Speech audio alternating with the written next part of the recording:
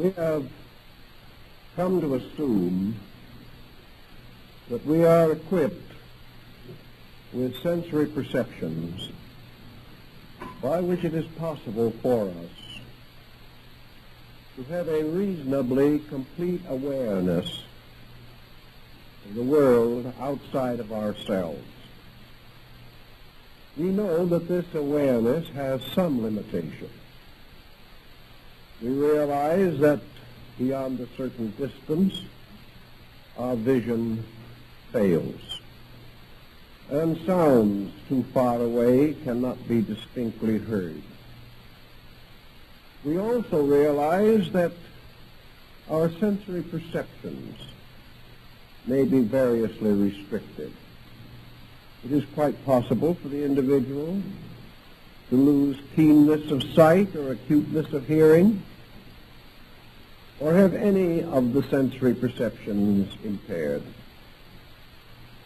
It has not occurred to us, generally speaking, however, to take the possibility into consideration that the sensory faculties of man are also in a process of evolution, like all parts of his nature. Therefore, that in the course of time, all of these faculties may be more acute, more complete, more adequate than they are at the present time. All things granted, considered, however, we live as though these faculties gave us a full and reliable report on the environment in which we exist. We do not like to believe that perhaps there is a whole world of things beyond our sensory perception, or outside of our ability to understand. There is one simple way, however, that we can demonstrate this to ourselves and to almost anyone's satisfaction. We live on a part of this planet which we call dry land. We are surrounded by oceans. The average person has no hope of ever actually seeing below the surface of these oceans. Perhaps if he's a keen swimmer, he may be able to see 25 or 50 or 100 feet below the surface of the water. Or with certain scientific equipment, he may be able to descend into some of the deeper places. But what we do not realize, any of us really, is that the world beneath the surface of the sea is far more complex than the one on which we dwell as dry land. There are more forms of life in the ocean than there are on the land. The population of the seas is greater than the population of the earth. Yet most of the creatures in this vast, unknown, dim, or dark region we know nothing about whatever. Yet they are here, they are alive, they are fulfilling their patterns of life, they are very close to us, but hopelessly separated because of the difference in constitutions and the difference of the necessary elements in which these two forms of life in general have to dwell. So we can say quite honestly that we will never, certainly in this life, see even a half of the creation which we call the physical earth. Part of it will be explored 100 years from now, part of it probably 10,000 years from now. But still there will always be things that we cannot see, mysteries that we cannot immediately solve, spaces that our sensory perceptions will not penetrate. We also know that our very sensory structure has boundaries, has natural and inevitable restrictions upon the function of these faculties. We know beyond doubt that there are sounds that we cannot hear. There are odors that we cannot smell. It is perfectly possible for us to contract or make devices by means of which we can call animals because they can hear sounds that we cannot hear. We therefore know that even humble creatures, rabbits and squirrels, are probably hearing sounds that we will never be able to experience. In the same way, sight is a most restricted instrument of penetration. It becomes practically useless at night. We have only a very limited ability to actually see, but we have come to adjust ourselves to the limitations of our faculties, and gradually, like a half-blind person, we grow accustomed to the twilight in which we live and are not even concerned whether there be more light elsewhere or not. Distances, of course, also contribute to this mystery. For some things are so far away, like other planets and stars, that we can form with our faculties no adequate comprehension of their natures and structures. We have invented all kinds of scientific instruments to assist us, to support us, to intensify sounds and colors, odors, so that they may be more quickly sensed by us. But even these instruments are utterly inadequate and must always be. The only answer that we can really face with a certain amount of integrity is to admit that we are limited creatures, and that in comparison to our own limitations, we are living in an almost unlimited universe. That there are many, many types of life that are perfectly real and valid, which we cannot experience. Now, this presents a number of interesting problems, and our ancient forebears thought about these mysteries considerably. One thing that we all experience is the appearance of certain forms or circumstances within the area of our comprehension from some source outside of this area. Things seem to happen. Situations arise. And it seems as though invisible hands are moving the elements of some gigantic chess game. We are aware constantly that from the unseen there are flowing forces which are of importance to us within the narrow range of our own existence. We wonder sometimes to what degree these invisible factors influence or even overshadow our conduct here. Our most ancient ancestors considered that the invisible atmosphere around us was populated with creatures, and these creatures became so real to these older peoples that we could never possibly have convinced them that such beings were figments of imagination.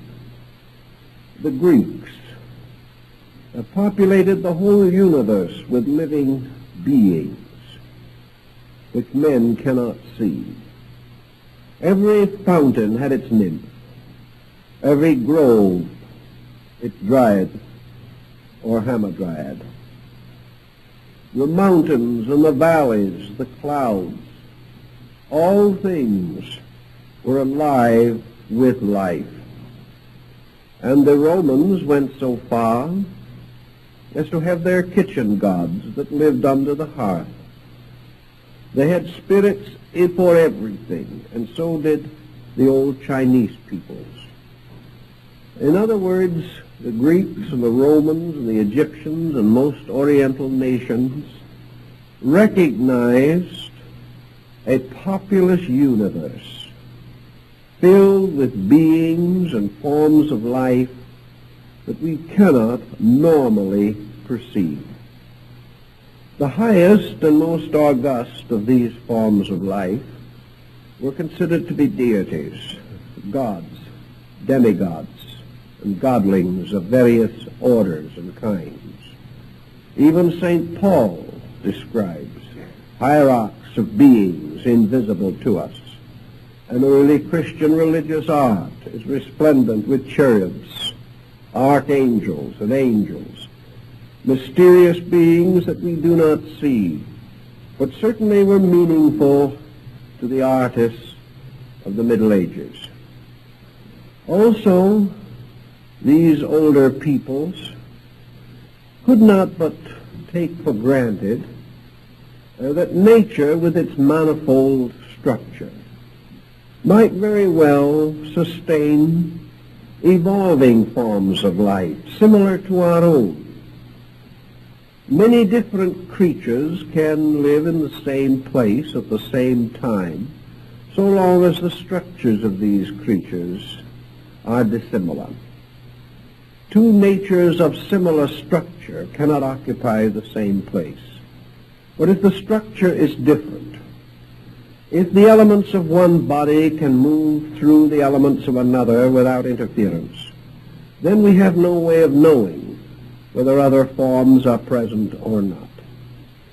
And Socrates certainly held it to be a reasonable hypothesis that just as surely as men live in their own dimensions, fulfilling in the world of their own vibratory polarization all of the mysteries of existence, so there might well be other peoples living along the shores of the air or within the deep mysteries and fields of space, just as real as we are.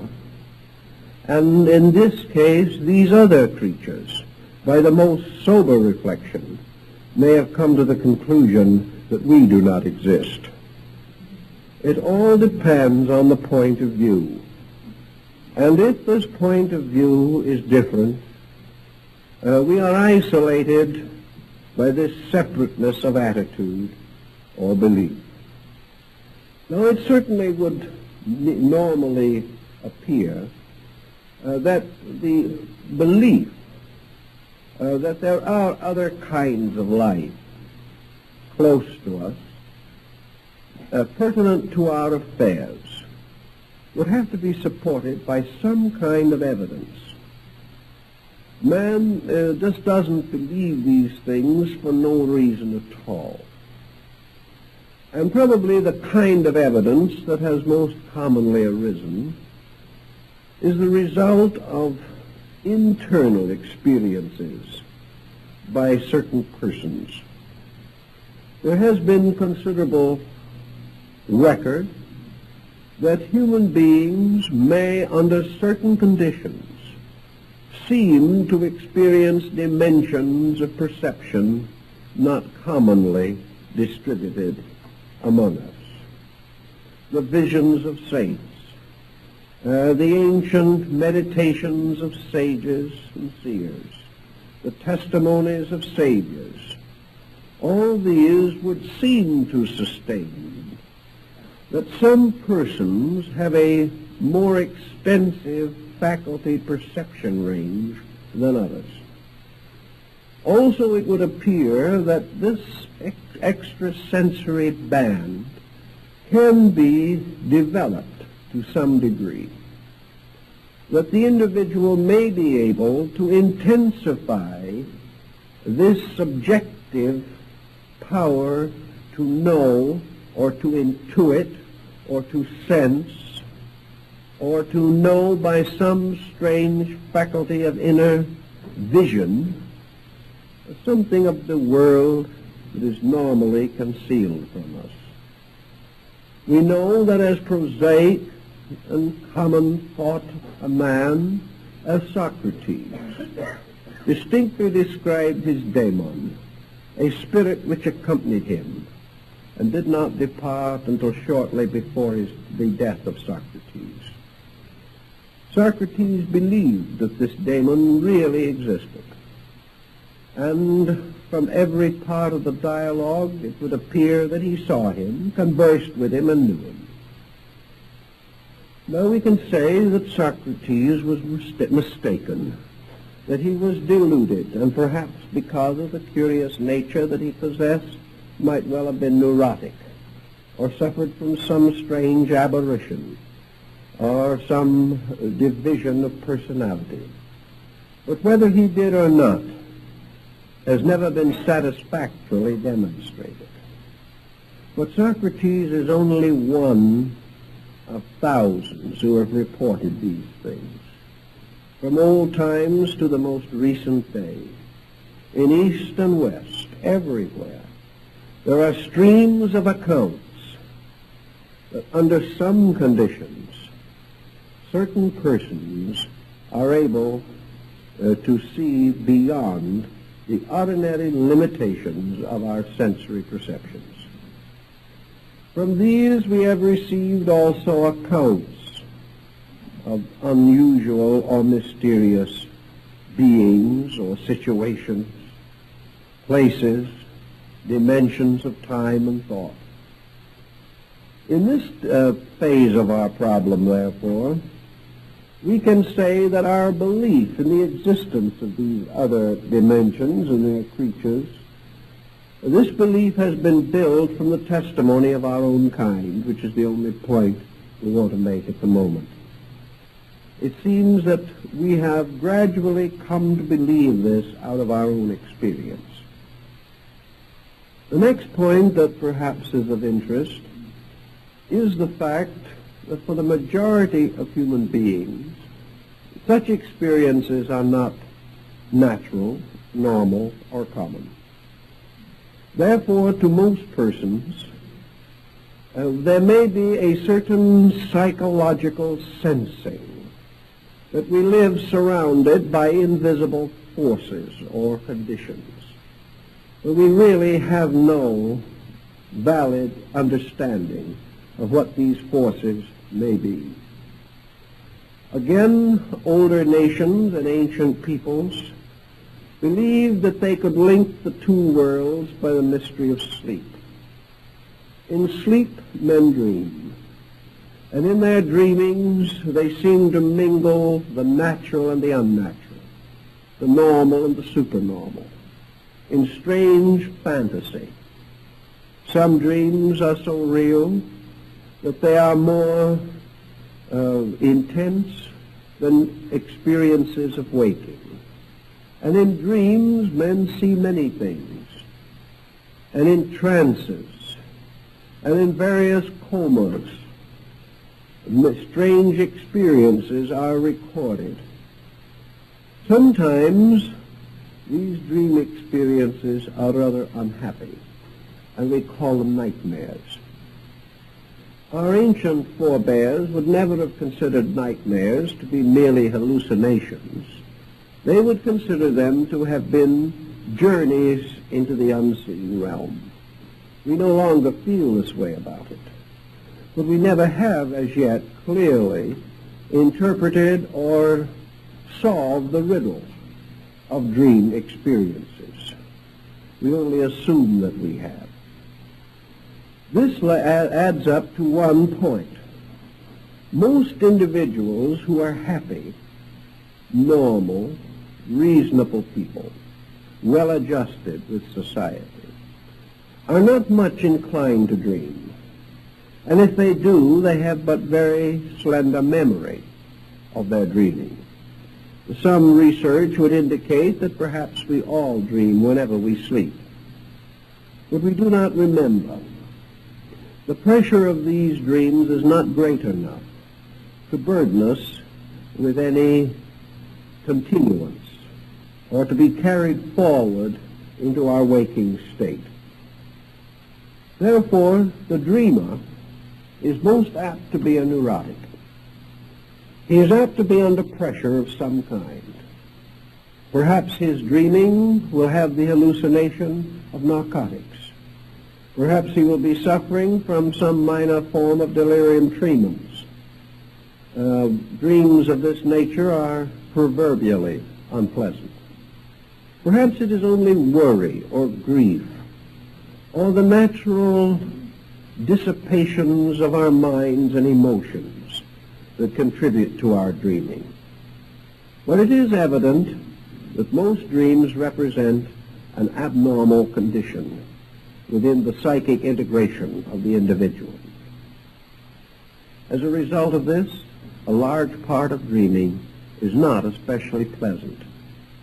Also, it is tied to strange beliefs and fantasies that we hold within our own thinking. As a result of the neurotic pressure in dreaming, it may well be that we have gradually developed over a great period of time a sense that this other world that we cannot normally reach is a negative, evil, destructive, sad, or burdened abode. The ancients considered it to be the dwelling place of the shadows of the dead. And the shadows of the dead, as Homer tells us, were a melancholy lot. In those old days, there was no concept of heaven as we know it.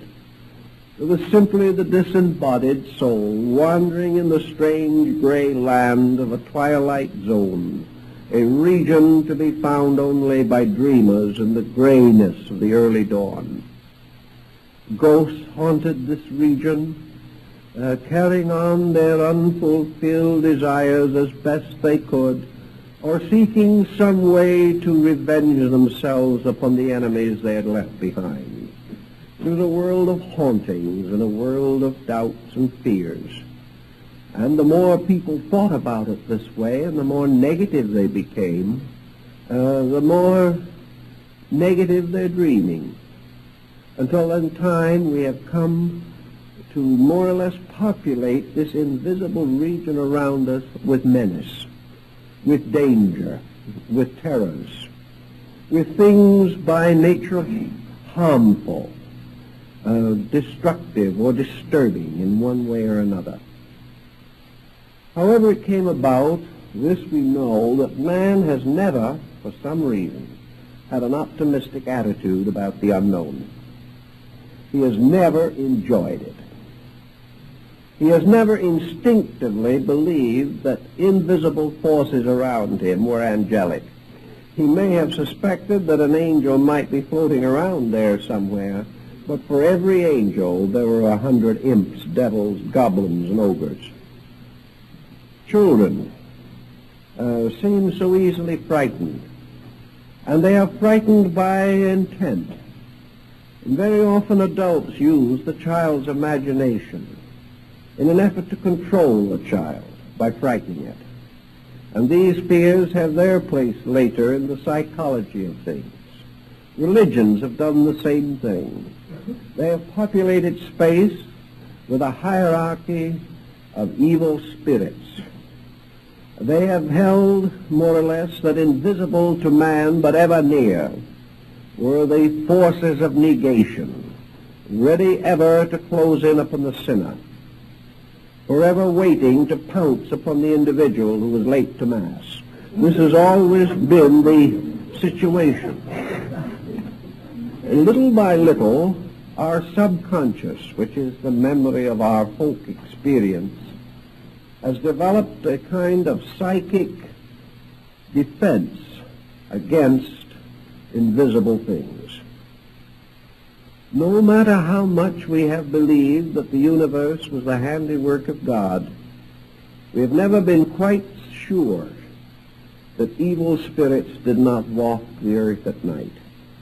The moment darkness came, the moment our sensory perceptions were useless, or the moment we entered into a state of existence in which our sensory perceptions were inadequate, that which lay beyond them was always a little bit terrifying. Always man considered his own center of consciousness as his protector, and he lived to defend himself with the little light in his own soul against darkness, on the assumption that darkness was evil, that whatever was out there was not good for him, not well-intentioned toward him. We have gone so recently through this epidemic of fear of invasion from other planets and so on, that we see even how science fiction, in devising its fables, always has some evil and terrible force that must be met and overcome by man, the hero, in one of his innumerable forms. Always there is something out in the darkness that wants to swallow up hope, swallow up goodness, destroy and injure. While this has been true, especially, I think, of Western man over a long period of time, it was not essentially quite so true of those peoples who really belong to what we term today pantheistic religions. Pantheism had a deep love of nature built into its structure. And people who loved the earth in its natural way, who regarded with the deepest admiration the sunrise and the sunset, who saw in everything beauty, to the degree that they achieved this within their own consciousness, they came more and more to consider the invisible world as essentially kind. They did not have the same theological fears that have afflicted Western man for the last several thousands of years. This means also that to these other peoples of other kinds and races and types, the principal phenomena of life were less dangerous or less filled with fears and doubts. I think that the old pagans perhaps died with a better hope than most modern folks. Well, modern people are divided into two essential groups. One group which believes in the possibility of an immediate perdition, and the other group which takes comfort in the concept of an inevitable extinction. These two groups have very little to be cheerful about. But so many of the older peoples looked on it differently. I've known several old American Indians who had a rather pleasant thought about the whole thing. They never thought of dying as going to some inevitable ultimate place where things were going to be very good or very bad. To them, dying simply meant to join the great tribe that had gone before. The old tribe, you could see them if you knew how. You could look out at night and see their campfires in the sky, with the stars, with the campfires of our ancestors.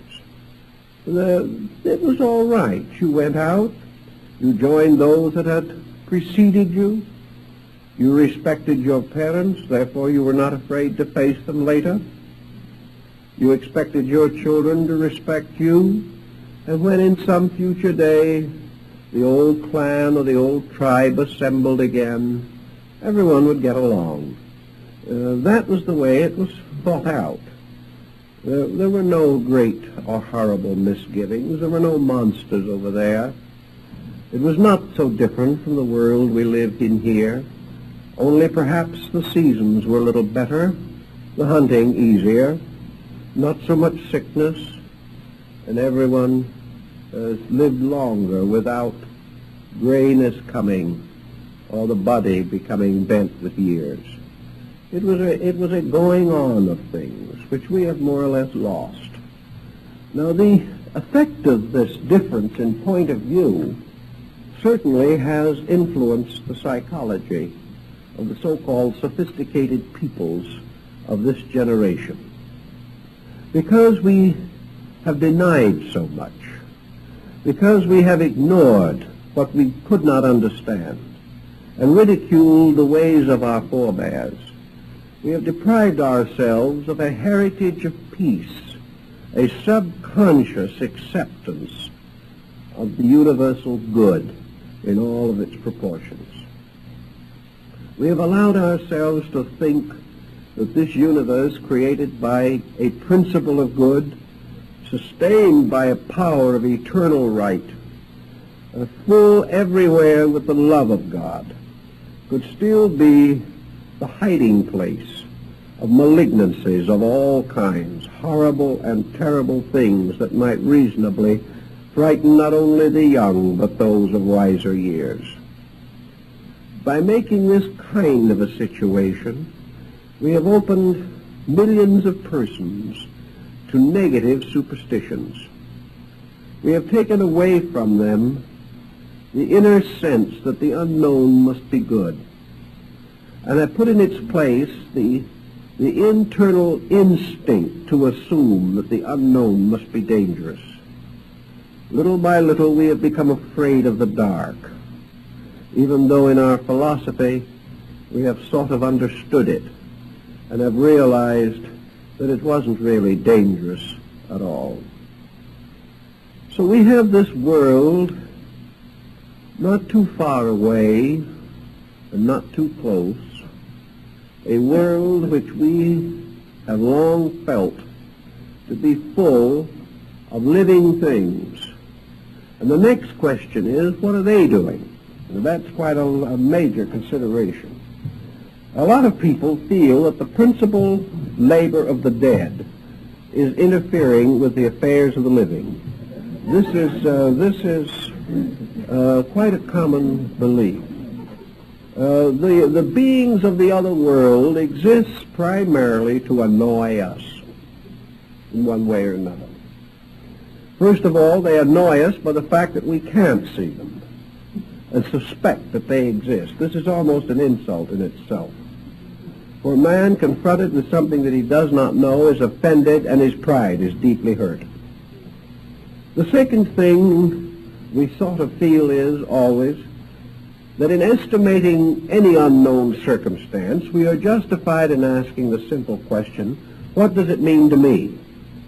In other words, would we be at all interested in the possibility of an invisible universe of creatures unless we felt that this universe in some way impinged upon our own? We probably would not be particularly concerned if the little gnomes marched on forever, unless these little gnomes were guarding treasures we were seeking, or were able to confuse us in some way, or like the leprechauns were guarding pots of gold that we would like to own.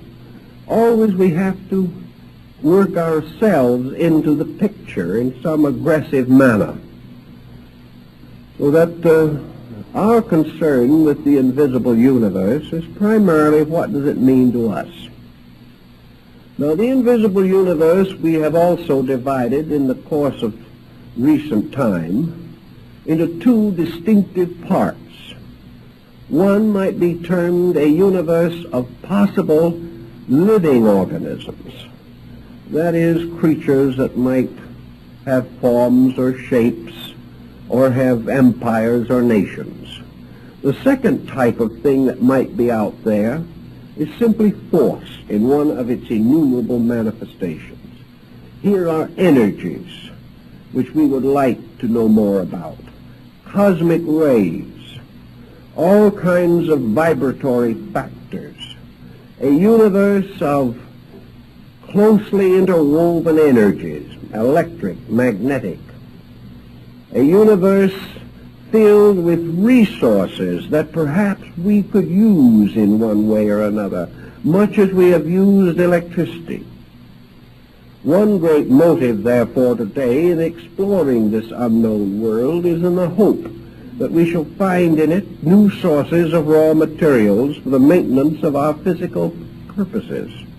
Perhaps sometime, if population problems become sufficiently intense, we may find it necessary to feed ourselves from the air. by extracting from what we would term empty space the vast charge of mineral magnetic substance which we know is there. We might also have to learn more about the rays of stars moving through space, understand better the mysteries of the transmission of sound and color and forms as in radio and television. This invisible space around us, therefore, is a vast scientific potential. This potential is purely materialistic. It assumes that all these things exist, but that they are merely attenuated forms of the common things we know. Perhaps some of them are a little more distant from our comprehension, but to many people today, the unseen world is a vast potential for scientific exploration.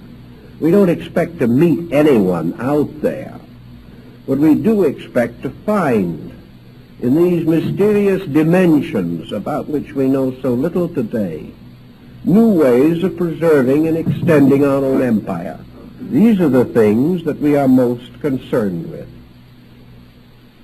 This means, of course, that the philosophical or religious import of such considerations are left for mystics and idealists and dreamers to take on. And some do.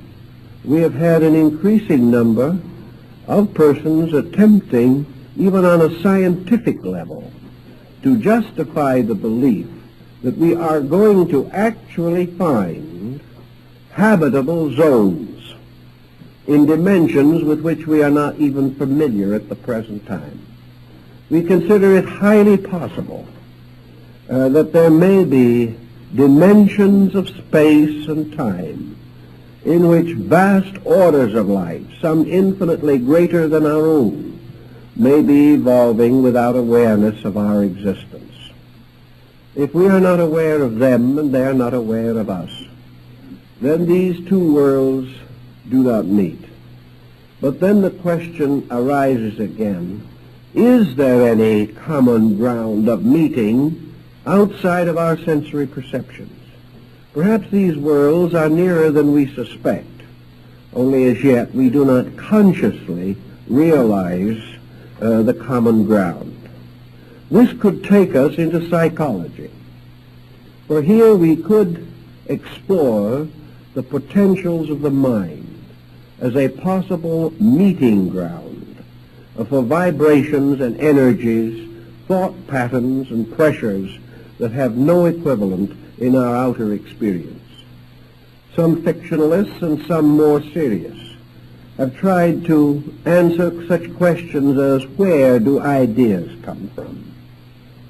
Do they really arise within our own gray matter?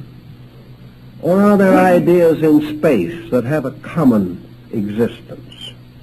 One question that has been asked frequently is a proper solution to the coincidence of great discoveries being made simultaneously in several places without any contact between the persons involved. It would seem as though there was a tuning in on pure thought substance.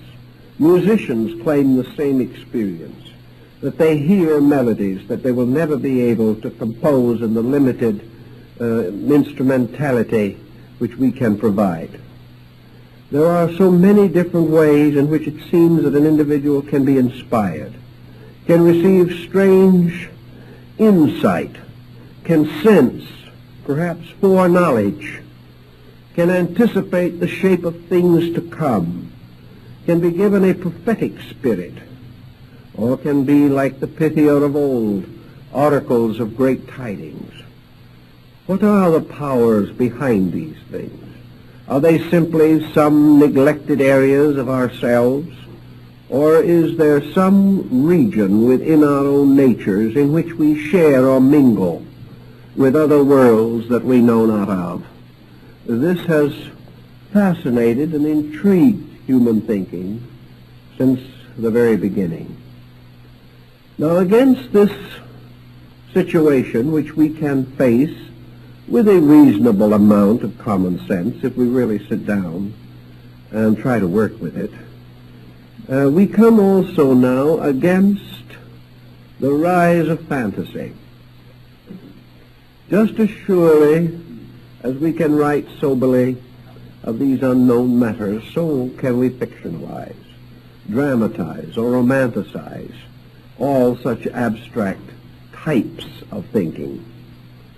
So we have not only some legends, some lore, some old believing, but we have a continuous supply of imagination, by means of which we are constantly fashioning and shaping things, trying to fill space by imposing upon it the extensions of ourselves. Therefore, a great part of man's effort to describe the invisible world around him has simply been the extending of himself into it. Actually, this is not a factual approach. This is not real. But while it is not real, it is reasonably frequent. And in most cases, what we call the exploration of the invisible is simply a rationalization by means of which we try to make the invisible merely an extension of the visible. We try to consider it merely a more attenuated earth, or another place where beings with temperaments and dispositions like our own have their habitations. And because these other creatures are like us, we have every just reason to be frightened to death of them. We suspect that they might do to us what we might well do to them. This has produced a lot of psychotics, and it has done a great deal to damage the natural intuition of man. Somewhere, if we are to believe the old philosophers and the old mystics, there are faculties in man for the just investigation of these matters. Man can only investigate these things from his own structure. He will never invent a device that will be adequate.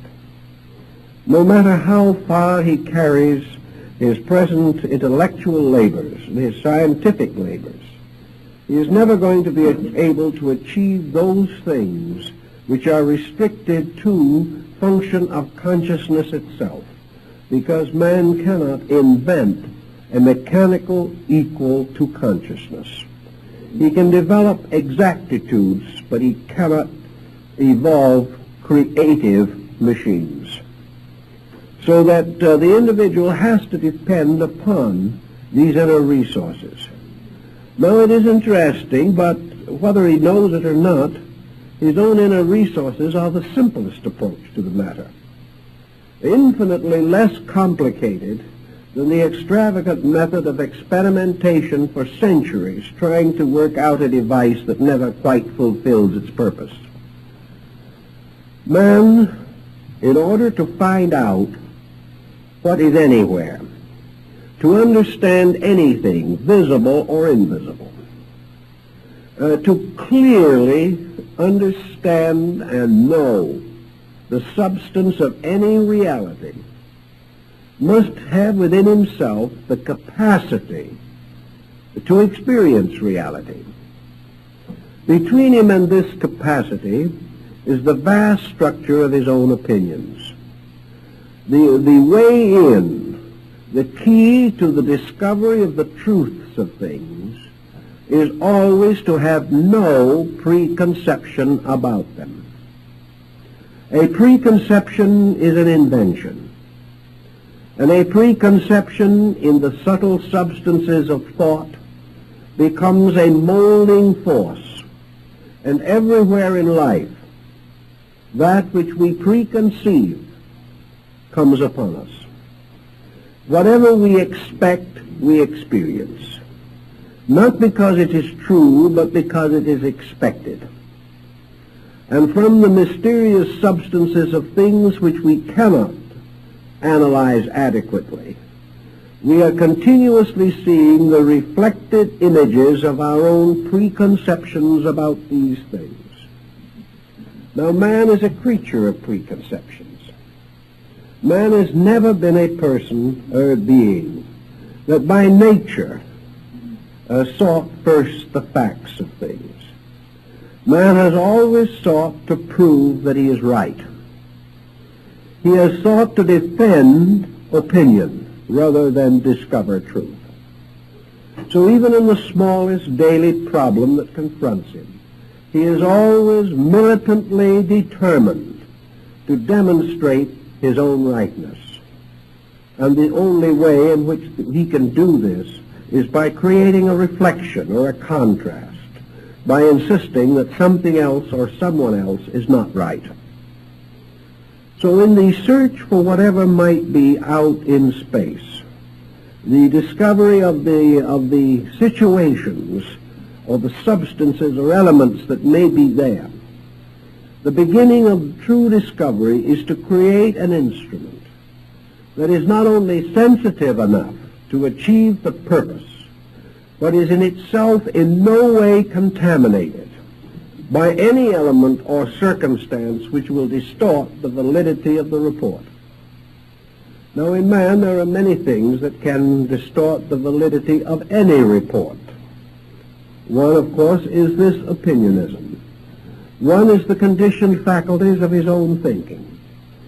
Whatever impulses come to him, he will dress them immediately in his own expectancies. He has no other clear way of investing formless principles with cognizable formal structures. The mystics of old, therefore, the saints and the hermits in the desert, have all begun with a simple formula, namely, that the individual who wishes to seek or find truth must first of all renounce worldliness. Now, by renouncing worldliness, by giving up lands and properties and titles and estates, by renouncing self-interest in all its forms, by departing from all appetites, from all ambitions and purposes, and retiring to live alone in poverty, or to dedicate one's life totally and unselfishly to the unremunerated service of others, for one purpose only, to serve truth, and without hope of reward or glamour, and without self-satisfaction, which is itself a delusion, the individual, being selfless, received, according to the old stories, the visions of truth, received the communion of the Spirit, and of such were the prophets to whom God spoke in the wilderness. So the ancients took away from man every ulterior motive by causing him to renounce anything which might bring satisfaction to himself. For only when he did this could the voice of God be heard. Well, we live in a different kind of world from that, but the principle remains essentially true, that man reaching out to experience the unknown universe around him must not have within himself any emotion or any attitude that is going to color this experience. If he has any such conditioning circumstance, he will only reflect himself, and he will never know what was actually there. The very personal experience will obliterate the possibility of contact with something greater. If he therefore is convinced that this universe around him is full of fearful things, he will experience only its fearfulness. What its substance is, he will never know. For every demon he expects, he will find a demon. For every evil spirit that he believes to be there, he will find an evil spirit. Because he will find always what he expects, and in the magic mirror of space will see only his own face reflected. The only way to break through, then, is to reflect nothing from yourself, to have no preconception, to have no attitude, to have no feeling or belief about the thing. but to try with absolute sincerity to experience neutrally the nature of this thing itself. Now, to do this is not easy, and I would strongly advise no one to start on it late in the evening. Actually, before it is possible to explore these higher dimensions, as in the examples of advanced yoga and in the higher disciplines of Tantra and even of Zen, long before the individual can attempt or should attempt any such exploration of things, he has the long task of self-preparation. It is utterly ridiculous for anyone to assume that he can approach the unknown with complete peace of mind at the present degree of his development. He must first go a long way in self-discipline before he is free from both fear and hope. For just as surely as the images of fear are but delusions, so most of the images of hope are likewise unfactual. So instead of an exploration, we simply live in a strange shadow world of our own expectancies, believing that we are greater than we are or less than we are, that we are in danger of some kind of strange punishment or an immediate hope of some mysterious reward. But actually, the true substance of this unknown condition is unexperienced. We do not have any concept of its true nature. Buddha likened this final experience to the Mahaparinirvana itself. For in this absolute contact with space and eternity, we come into one with all the root and causal essences of things. We do not know what is there, but we know we must become like it to experience it.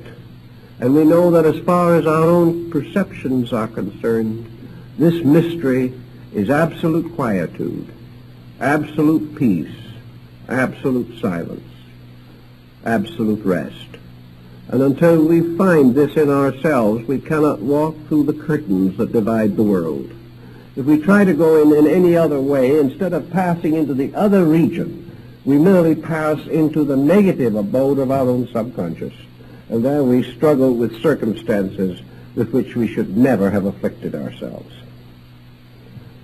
So in this way, we try to summarize the first aspect of our problem, which now sums up to the simple fact that with the exception of a few highly disciplined and highly conditioned people, there is very little contact between these two conditions of space. There is very little contact between the worlds as we know them, because the vibratory polarities are sufficiently separate that only occasionally is there a flash across this region or this realm. And such a contact is based upon some strange passing sympathy that comes and goes. It is a mystery. It is something that is lawful, but we do not understand its laws. For all intent and purposes, man has also been created with some kind of a defense mechanism. And this was given to him on purpose. If it was primarily intended that man should be a citizen of two worlds simultaneously, he would be. If it was proper to his need at the moment that he should see this other side of place and space, he would. Also, if it was necessary or proper that he be continually molded or conditioned by forces dwelling out there, he would be aware of this process. But apparently it is not part of the original intent of things.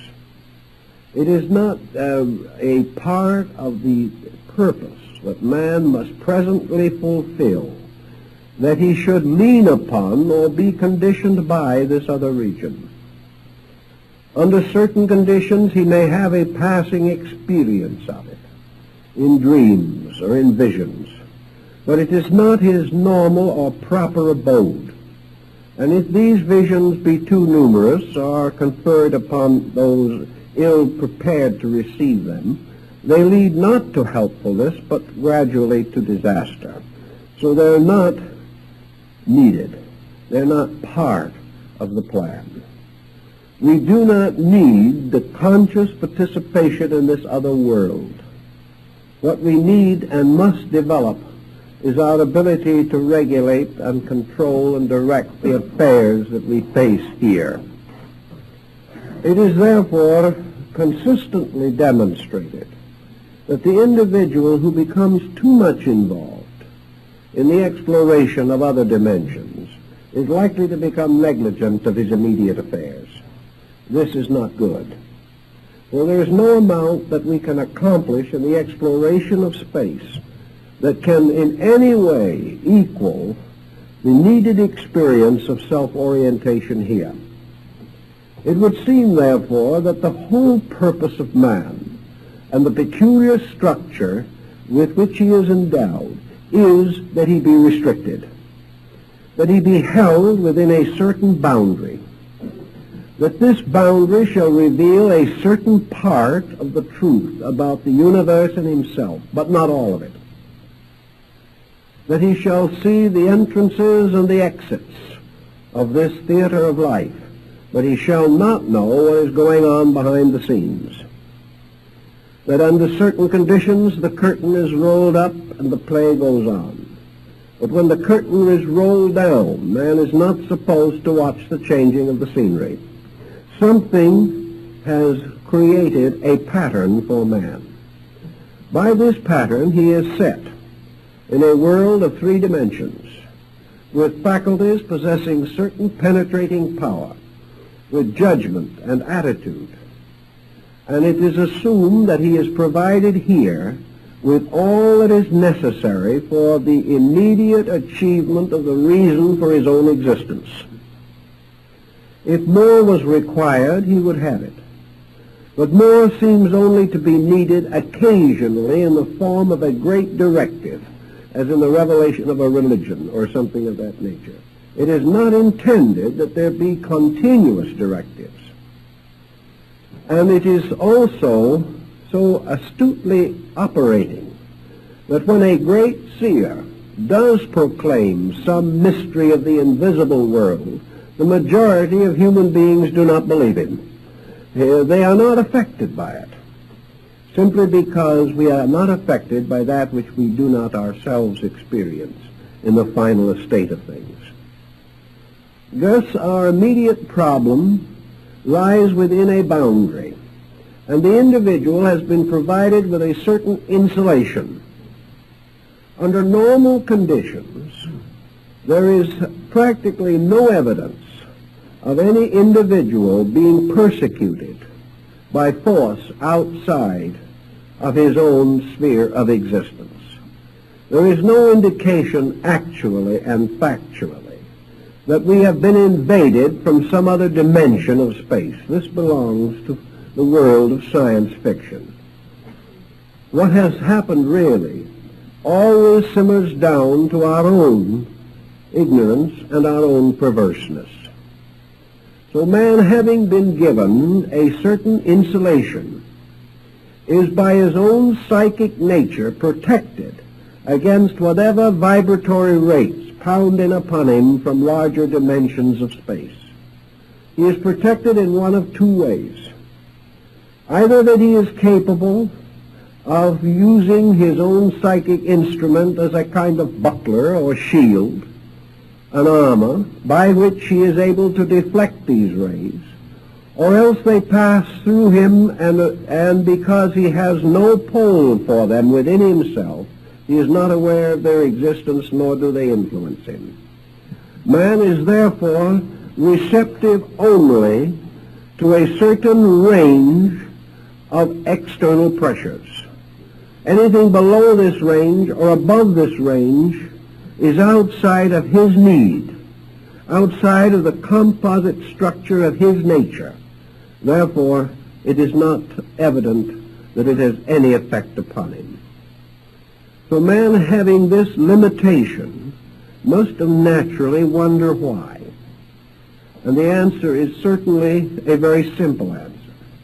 That man's entire equipment, his entire instrumentation, the entire group of faculties and energies which he possesses, all of the structures of his psychoneural organism, all of these are bound up with a certain vibratory range. Within this range, the individual must live and move and have his being, for nothing outside of this range is of immediate utility to him.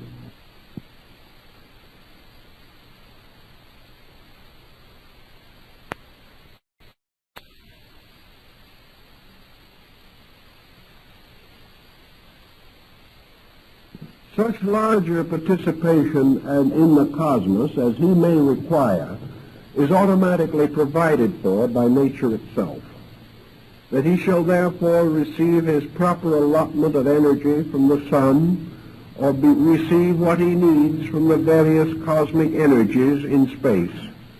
This allotment is his inevitably.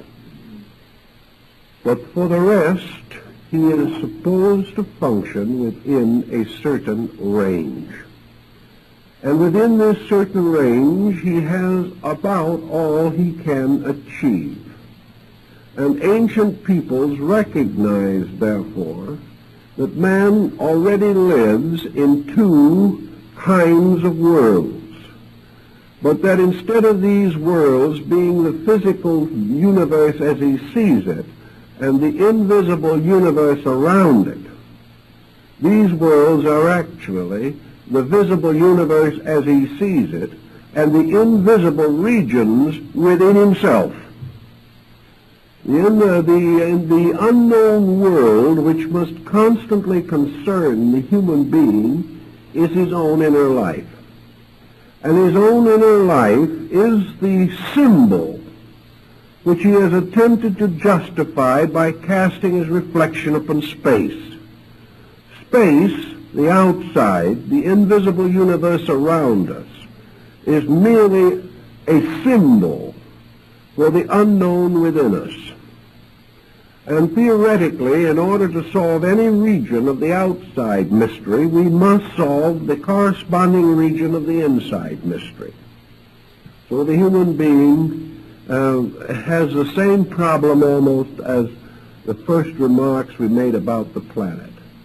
As the planet consists of dry land and water, and the creatures of the sea are more numerous than those of the land, so man is also, even physically and psychophysically, two beings, a land body or land creature, composed of his external faculties and perceptions, and a creature of deep oceans, these oceans being the subconscious within himself. This subconscious is strangely populated. The inner life of the individual is far more mysterious than his outer. It is also more complex and more meaningful. But because we have lived in the objective side of our nature, almost since the dawn of our creation, and because also the faculties that we know are all more or less pointed outward to give us contact with environment but not with self, we have labored under the continuous disadvantage that we lack the organized, obvious means of exploring the one region which is the challenge we all must face. Everything, therefore, that we reflect upon the unknown around us is due to the distortions of the unknown within us. And this unknown within us has given rise to all the fears, all the doubts, all the uncertainties, all the griefs and grievances with which we have attempted to mutilate the outer universe. Every problem that we fear on the outside exists only on the inside. This means that the individual from within himself is constantly releasing orders of mysterious beings. These mysterious beings are benevolent or evil creatures, according to the qualities of our own thought emotional patterns that bring them into existence. But all of them become the mysterious inhabitants of sleep, the mysterious monsters of dreams and nightmares and visions. So the person attempting to solve the mystery of himself by reference to the outside space is trying to continue to use the faculties with which he examines environment in the belief that if he can go far enough into the invisible around him, he will find cause. This he cannot do any more than he can find the cause of life by building a spaceship that could take him to the furthest star in our galaxy. He might learn in that way to understand that star, but the secret of life and of reality will be as far from him as it is today, because he cannot travel outwardly to discover that which can be experienced only inwardly. Truth can be discovered only by experience, and man can experience nothing but himself. He can contemplate all kinds of things, but the vital experience of I know can only come from the internal life of the person. So in the next consideration that we have to think about man. Now, what kind of a creature is man? Man is visible and invisible. This we realize. His visible parts bind him to the known world. His invisible parts seem to unite him to the unknown world. And yet man is not part, really, of another kind of world, because what we call the unknown in this case is only that which transcends sensory perception. We have many references and accounts of the inner construction of man himself in relationship to the universe. Almost all of these accounts finally agree that man himself is a kind of miniature world, and that just as surely as the solar system was believed theologically to consist of heaven, earth, and hell, so man is likewise a triad, consisting of a divine nature, a human nature, and a strange, shadowy sub-nature, which was his inferno, and which has always tormented him and always will. And it is this inferno which he must some way cope with. And in the ancient writings we are told, for instance, that Jesus, after the crucifixion, descended into limbo and redeemed the souls of the lost. In other words, he descended into the infernal region. In Buddhism, the same concept is described, in which the Buddha is said to have multiplied his nature so that he appeared simultaneously in all of the 49 realms of Avicii, or the underworld, and there redeemed the souls of the dead. And the presence which he left behind when he left these regions was the lotus, which to all these became the symbol of eternal hope. But this Avicii problem, this whole problem of the under-region, means that the individual, in order to attain freedom, particularly from the cycle of transmigratory existence, has to redeem his own underworld. Now, in attempting to redeem his own underworld, he is in exactly the same problem as the medieval, who saw this underworld around him lapping upon the very steps of the cathedral. He was only able to hide in sanctuary or tuck himself under the edge of some bishop's robe to avoid perdition before the day was out.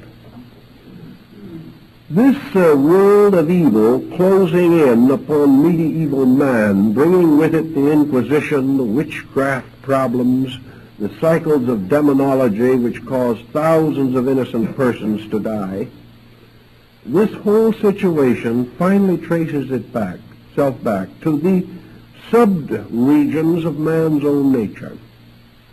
For there is in every individual this region of negation, this region into which is constantly flowing the endless mistakes of living, this region which is kept alive by the errors of life, this region in which everything that is negative, everything that is destructive, everything that is selfish, continues on to create psychic vortices, vortices which the ancients like to think of as demons, various elementaries of negative and horrible proportions. But man was creating out of his own negation a hierarchy of infernal monsters. These are the ones which he gives a certain life to by vitalizing them with his own thoughts, with his own intensities, with his own emotions, sustaining them by his own self-willfulness, by the bitterness of his attitudes, by his criticism and condemnation. These things are constantly building evil.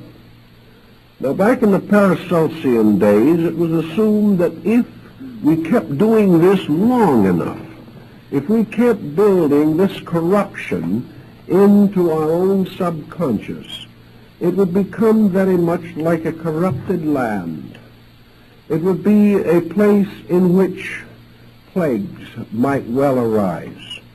Many of the ancient peoples believed that what we call germs and bacteria and things of this nature are really manifestations of this psychic evil that lurks within things, that the destructive forces of life which take form in lower kingdoms are in reality the embodiments of the negative psychic pressures of living things, that they are the devourers, the destroyers, the corrupters of flesh, and that therefore the individual may interpret this in two ways, either that perhaps sickness, physical sickness, is caused by this gradual increasing pressure of negation in the subjective part of self, or else that this negation becomes a swarm of semi-living elementary creatures,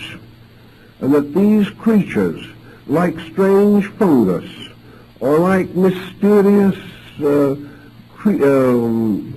creatures, parasites, can take hold of and drain the body of its resources and the mind and heart of their values and energies.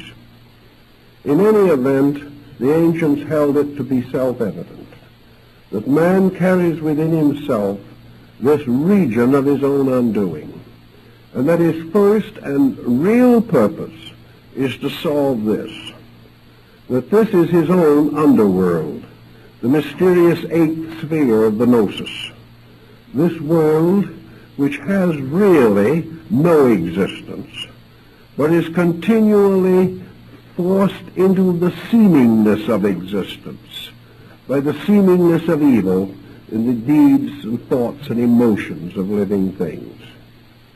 Thus, in the Persian philosophy, we have the war between light and darkness, but light is ultimately victorious. And in the struggle between all good and all evil in the nature of things, truth is ultimately victorious. For it is truth and truth alone that can set us free.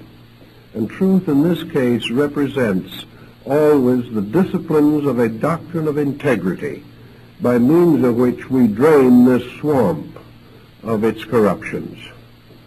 So in the older philosophies and so on, it was assumed that whatever evil man saw around him was but the shadow of the unconquered negation within him, that he was forever projecting this negation out into space, that this negation by projection invested itself with countless forms, some of which come back upon man in hideous proportion, such as war, crime waves, great pestilences, and outbreaks of nature.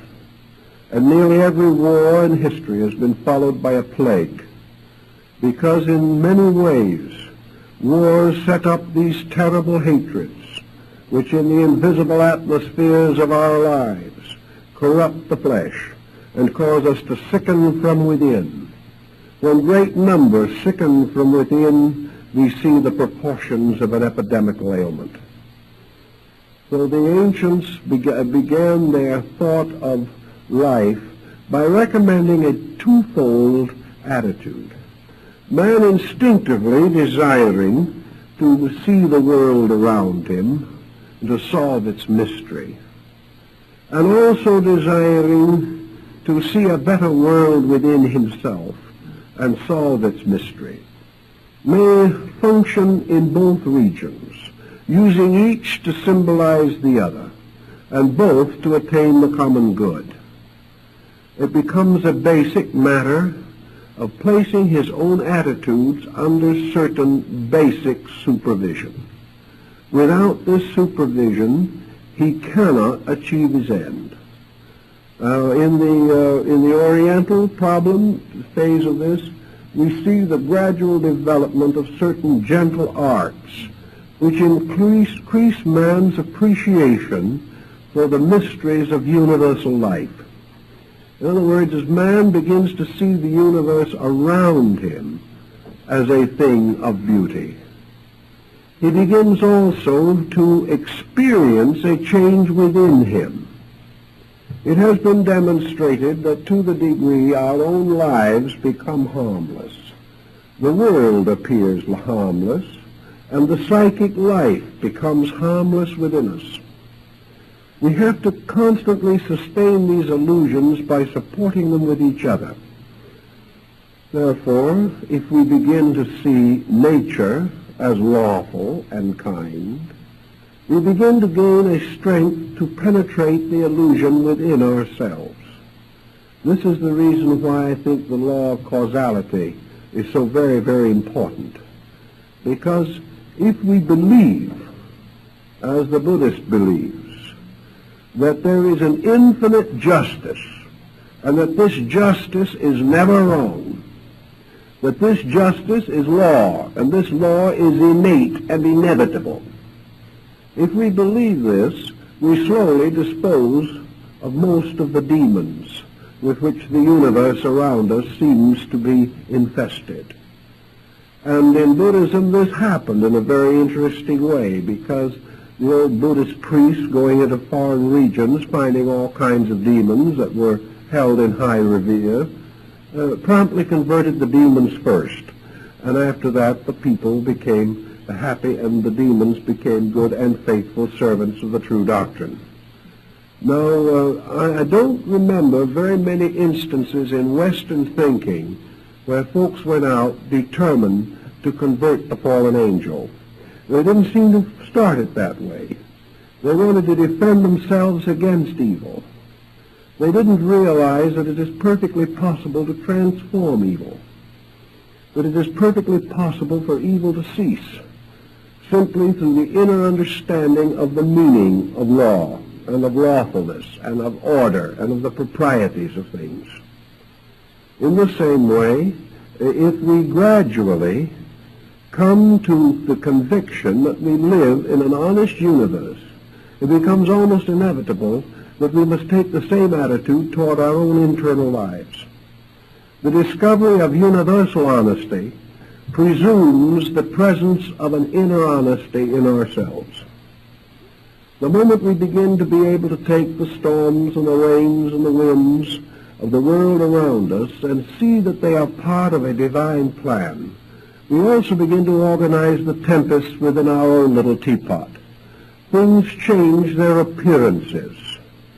We begin to get rid of the grudges. We begin to get rid of the antagonisms and the criticisms that can never do anything but hurt. And because we outgrow them, these dark areas within our own nature relax. And little by little, we do, it would seem, redeem one by one the lost spirits in our own purgatories. For these lost spirits are really phases of ourselves. They are the lost attitudes, the useless and meaningless sorrows with which we break up our own personalities into a whole race of suffering fragments, each afflicted with some attitude that is destructive to its common good. Thus, in a way, we put together the elements of the two worlds.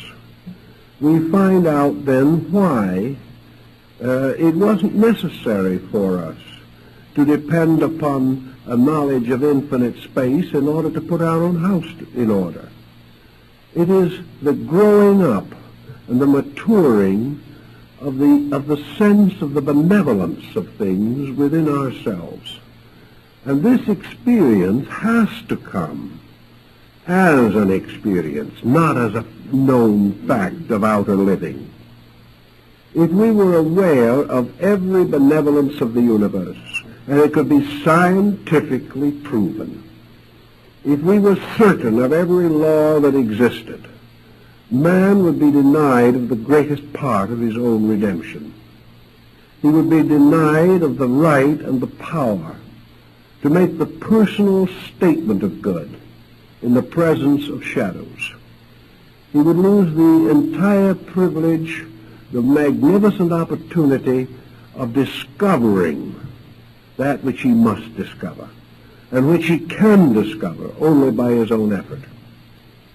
If it was all revealed to him, there would never be those hours in which he had to claim his own heritage of faith. There would never be those long nights in which he had to struggle with the weaknesses and infirmities of his own flesh. And yet without victories over these negations, voluntary victories, gained not because the truth was evident, but because the principle of right could be dimly perceived and must be obeyed. The individual then grows, not by what is handed to him, but by what he achieves out of the smallness of his own insight. Knowing a little, he must make a good decision. By this he grows. But if he knew all, there would be no need for decision. And somewhere in this structure of man, the pattern says that he must grow through the gradual process of affirming the realities and having the courage to live by principles which he cannot prove, but which in his consciousness he knows to be true. This is the real challenge, that having projected a certain conviction, as Wallace cast the heart of Bruce into the battle, so man must follow this conviction and fulfill it. He must, with the small courage of partial insight, meet the challenge of his own spiritual need. He does not accomplish this, in some way his own growth is frustrated. To make this challenge inevitable, two things have to be present in nature, and the universe, visible or invisible, must keep these rules. One thing is, there cannot be anything out there in the unknown of space that can prevent man from achieving his own destiny. There can't be something out there with a hammer that can knock him down for no reason. There cannot be a vengeful spirit or an evil sprite that can in any way stand between the individual and that which is his proper destiny. Thus, the invisible world around him cannot make him or break him. Whatever its contribution is, he will know in due time. But there is nothing out there that can take from his stature or add to it. If there was one thing utterly unknown to him and utterly beyond his control, which was inimical to his destiny, man would be completely frustrated. if there was a power greater than he is that was able to frustrate his achievement for reasons that are arbitrary or purposeless, or by whim, or by some temper of a deity, then the entire concept of cause and effect falls apart. So whatever there is that is there cannot be an interfering thing, nor can it be a solving thing. For if there is anything there that can solve man's problem without man earning solution, then he would be perfectly justified in assuming that he could elect a government that would represent him here, which he has never yet been able to do, and never will. If it was possible for anything else or anyone else to solve our problems, they would have been solved long ago. But the fact remains we must solve our own. So whatever the secondary powers, be they cherubic or demoniacal, so-called, whether they be imps or angels, whatever they are, they cannot interfere with the destiny of the individual or his right to be himself. Because to do so would imply that man is then a victim of something which his own sensory perceptions and his own reflective powers cannot cope with. And man is not expected to do the impossible. All that is required from him is a reasonable effort to fulfill not only the possible, but the immediately necessary. If he will do what is next, all the rest will be forgiven him. So man must not look upon this universe of things outside of him as menacing his growth, or as fulfilling some weakness in himself so that he does not have to do these things. The invisible world is not a welfare state. The invisible world is not a place where you can reap without sowing, or where you plow under every other row. In the universe, this invisible world is part of a great evolving structure. It is like a field of grain on the opposite side of the earth where we cannot see it, but it is growing by the same rules as the grain on this side of the earth. Everything is lawful. And the moment we begin to realize this, we do not have to fear the unknown. And as we reach the point where we no longer fear the unknown, we do not invest it with supernatural powers. Whatever its powers may be, for itself they are natural. Whatever these powers may be, it is inevitable that in the order of our way of life, they cannot exercise a supernatural effect upon us, or again they would interfere. So if they affect us at all, it is within the natural boundaries of our expectancies, conscious or unconscious. Perhaps they are affecting us, perhaps they help digest our food, perhaps they regulate the liver, we do not know. But whatever those forces are, they are normal and reasonable. They are not destructive, they are not angry, they are not evil. They can do nothing to prevent us from achieving, nor can they make our achievement inevitable. So against this background, the individual must follow the admonition of the wise and work out his own salvation with diligence. He must work out his salvation perfectly certain that the universe around him will cooperate with his own labor. That as he fulfills his responsibilities and his duties, the laws working through space reward him in right measure. Therefore, that in this space that we do not see or understand, there are the workings of laws. These laws rewarding everything according to its achievements, according to its motives, according to its insight and its dedications. And that which is itself without purpose is rewarded in that way, without purpose. So whatever we think of, we can think of a world of creatures all about the business of their own growth, which is the proper business of existence.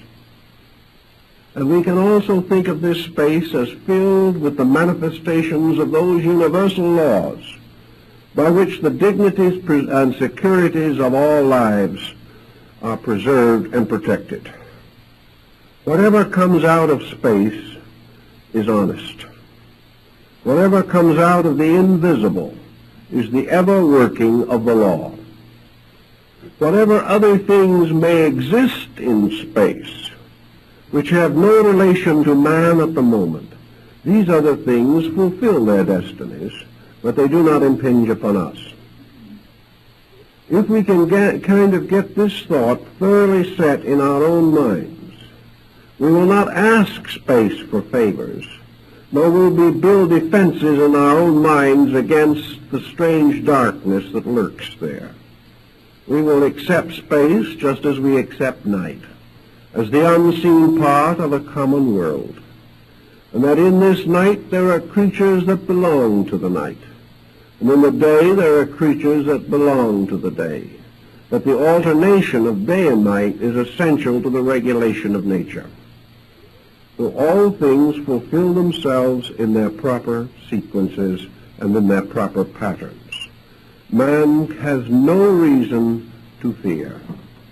And it is interesting to realize that when you travel into other parts of the world, you find the invisible universe around us comes sometimes very close in the belief and attitudes of peoples. Down in the Balkan areas, for example, there are many superstitions and beliefs which we do not share here. If you go and live in those regions long enough, you find these beliefs closing in upon you. First thing you know, the ignorance of those people begins to give you a haunted world, and you begin to see all the mysterious creatures of their peculiar folklore and legendary and demonology. If you stay there long enough, you will believe them all, and perhaps you will even see some of them. And you will hear the banshees crying in the night. And you will actually see werewolves if you're not very careful. But then you come back to your own home again in a more prosaic community, and in a few months this all fades out, and you say to yourself, how could I ever have believed this? Therefore we do say that in an atmosphere where we are influenced negatively, we begin to visualize and project out of our own subconscious the fulfillment of any attitude that slowly takes possession of the mind. This is the reason why it is very important to us philosophically and religiously to make sure that every attitude that does dominate our thinking is a just one, is a reasonable and lawful attitude, and that at all times we instinctively turn to the unknown and bless it and not curse it. And we can only reach this instinct where within ourselves we have ceased to curse anything, where we have gradually learned to experience the inner part of ourselves as beautiful, and experience all other people as fulfilling their natural destinies and growing according to their lights and their ways, and that little by little all hatreds, all dissonances, all discords vanish from our own consciousness. The moment this happens to the individual, he can no longer be the victim of obsessing demons or horrible dreams, nor can he be terrified by the night, nor can he look around him in the world and not knowing the thinking of other people, begin to suspect that all these people are terrible and hateful creatures. Sometimes perhaps he is wrong. Perhaps some of these people are not quite as good as he thought they were. But his own health, his own survival, his own integration demands that in his own heart he keeps seeking until he finds the good. He cannot acknowledge the evil in anything without acknowledging it in himself. So all this problem of working back and forth of creating strange fantasies of sleep and dreams, of nightmares and all these things, result also gradually in the building up of collective patterns. And in these patterns, as we see them working in the world today, we see negative patterns gaining strength all the time from the common misunderstandings and false attitudes of people. These patterns become customary, but regardless of how many hold the pattern, how much the substances of the subconscious are contaminated, there cannot be one person contaminated who does not accept the pattern himself and permit it. No matter how prevalent the evil is, each individual must accept that evil and be infected by it through some action of his own. He cannot receive this evil because another million has it. He can only partake of this evil if he has corrupted his own integrity in some way.